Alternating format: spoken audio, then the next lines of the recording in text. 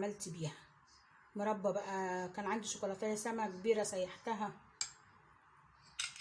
على شوية مكسرات اللي عندك. التزيين ده بيبقى حسب الرغبة يعني. ولقيت كيس ده كنت جايباه من عند العطار، صوص بتاع ده هو توت.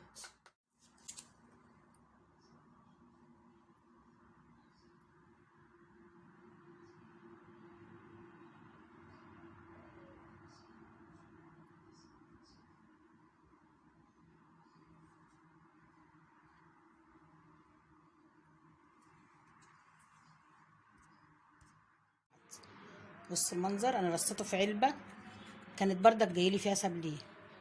وده الطبق بتاع الكيك اللي بغطي بيه الكيك، يعني طبق غويط. وهتشوفوا بقى قد ايه مقداره بسيط. وشوفوا عملت